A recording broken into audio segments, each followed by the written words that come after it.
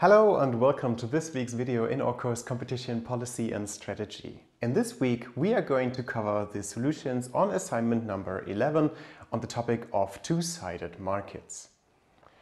Now in the first exercise we are going to talk about two-sided markets in general, in a general description kind of way.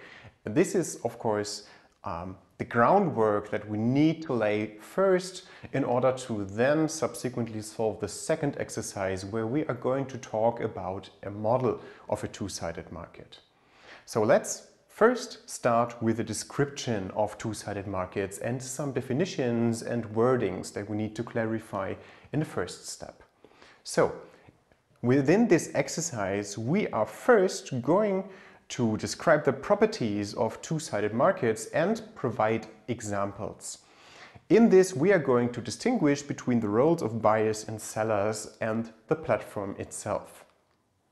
Alright, so let's first get some very basic groundwork done. First, in these two-sided markets, when we're talking about two-sided markets, what we understand is that there is buyers and sellers who both meet on a platform. All right. Now, in addition to this, and crucially, that is, there is positive external effects from both of these sides, buyers and sellers, onto one another. Right. So what this means is the more buyers there are on the platform, the better this is for the sellers, and of course the other way around. So there is a positive external effect from the presence of one side onto the utility from using this platform of the other side.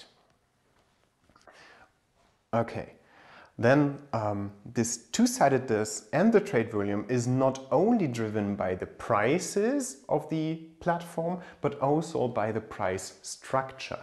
And what this is will become more clear once we are talking about task number B. But let's for now just accept the fact that the structure or the price structure of the platform is crucial. All right, and then we promised some examples. Well, one example would be Amazon, where there is sellers on the platform as well as buyers like you and me that are using the platform. And of course, the broader the seller selection is on a platform like Amazon, the more attractive a platform like Amazon becomes to the buyer, because we have more product variety. All right, and also the other way around, the more sellers, the more buyers a seller can expect to use a platform, the more attractive the platform becomes to the seller, of course, because they can now target a larger or broader audience.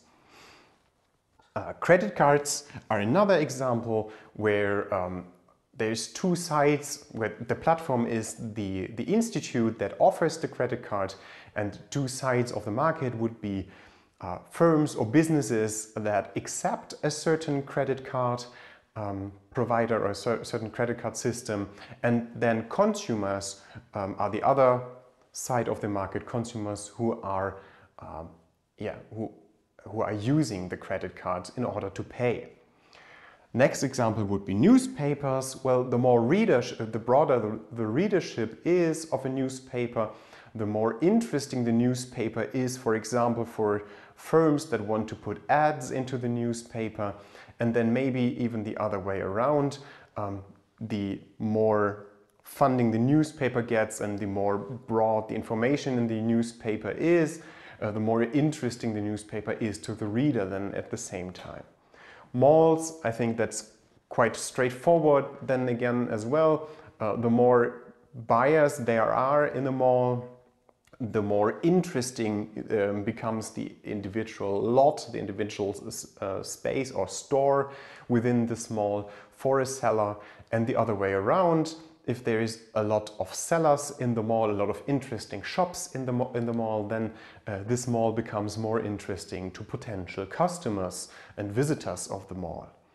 Finally, one last example, gaming consoles. Well, the more users there are on a gaming platform or gaming console, the more interesting this platform becomes for a game publisher, and at the same time, the more publishers publish their game on this console or on this gaming platform, the more interesting this of course becomes for potential gamers or consumer of that platform. So all of these are examples of platforms where there is at least two sides in the market that have some positive external effect on the respective other side of the market. Now in task B, we are going to talk about the pricing structure as promised on the previous slide. So, describe the pricing structure in two-sided markets. What is the relationship between the volume of trade and the entry price structure? And let's call this A. So some variable phi A, lower a, which is comprised of this fee or the buyers are paying and the fee the sellers are paying, where B and S stand for buyer and seller respectively, right? So we call this the participation fee, and conventionally we will use lowercase letters for a variable fee and uppercase letters for a fixed fee in models of two-sided markets. So in this case we are talking about a variable fee.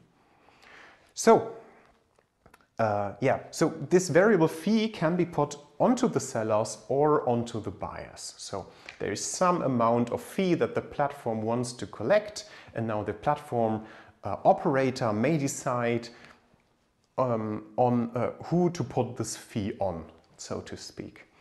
So the variable fee can be put onto the sellers and onto the buyers. The same, of course, the same argument holds for a fixed fee, in which case, of course, we would use uppercase letters. Now, this distribution of the fees between these two sides of the markets, the buyers and the sellers, then has an effect on the overall or total volume traded on the platform. And if this scenario is true, if this all holds, then we are talking about a two-sided market. All right?